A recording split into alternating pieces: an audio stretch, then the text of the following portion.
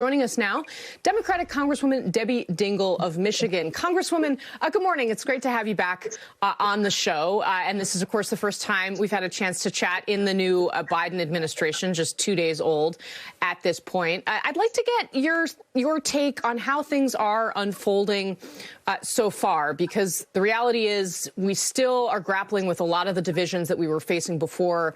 Congressman Andy Harris reportedly trying to carry a gun onto the House floor yesterday, and Republicans already saying that they don't want to get on board with President Biden's coronavirus relief plan. Where do we go from here?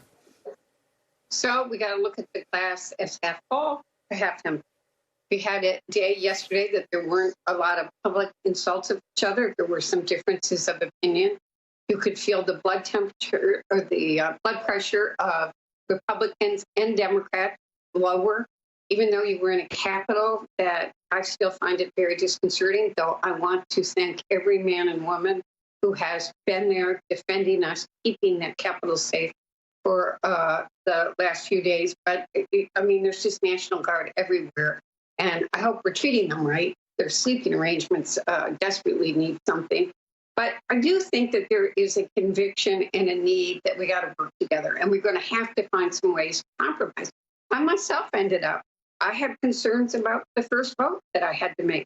I think it was very important that Democrats be united and that we support Joe Biden on his nomination for the Pentagon Secretary of Defense. But I'm also worried after just seeing a president who very much wanted to take over the military and use it for a potential coup. What were we doing?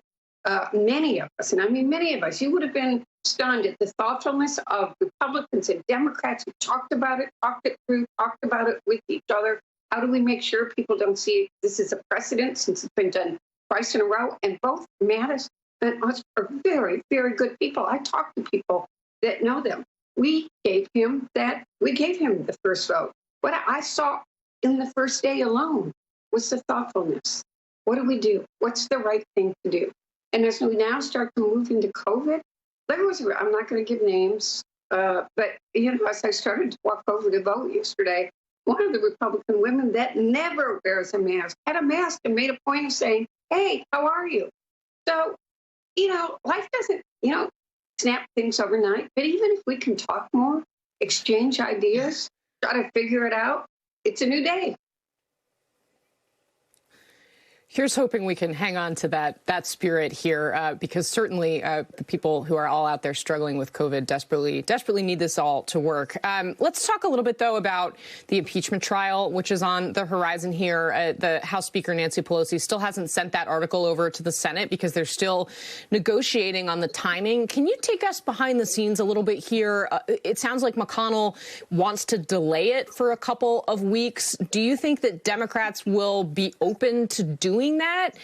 What are the political calculations that each side are grappling with right now? Well, I'm going to tell you, I think that there are very few players here. I think we all keep talking about it. We wonder what's going to happen. Our opinions are perhaps, when do you think that it should go? But a lot of new things happen each day. Senator McConnell did not make his feelings known until yesterday that he wanted President Trump to have time to prepare for the trial. What does that do to the case? People are concerned. Do people forget about what happened? I'm one of those people that if you were in the Capitol and you are talking to, I don't care if you're a Republican or Democrat, you were staff, you were policemen. The policemen, you have no idea what that day did to them. That level up, some of them really thought that they were going to die, but also took their moral responsibility of defending us. That's not leaving. No one's memories. The witnesses to what this impeachment is about live up there every single day and are still fearful of what could happen. And every single day, we get more videotapes. We find the FBI finds out more information. There's more data. I am someone that initially said we need to get this done. And I do think everybody thinks we need to get this done. This can't drag out for months. I think he needs to be held accountable for what was one of the worst attacks on our government in the history of this country, where people that were encouraged came to the Capitol wanting to destroy our nation's really one of the most visible symbols of our nation's democracy. They wanted to harm our national security. They wanted to stop an electoral certification process, and they wanted to kill members of Congress. Now, you tell me, does that you not hold that accountable? But I also want to get on with Joe Biden's agenda, because as you just said, there are a whole lot of people that are hurting and scared, and it's getting worse. So we got to do both. And you know what? We got a group of men and women, Republicans and Democrats, that can do both. All right. Congresswoman Debbie Dingell, thank you very much, as always, for being up early with us. I really appreciate your insights. We'll see you again soon.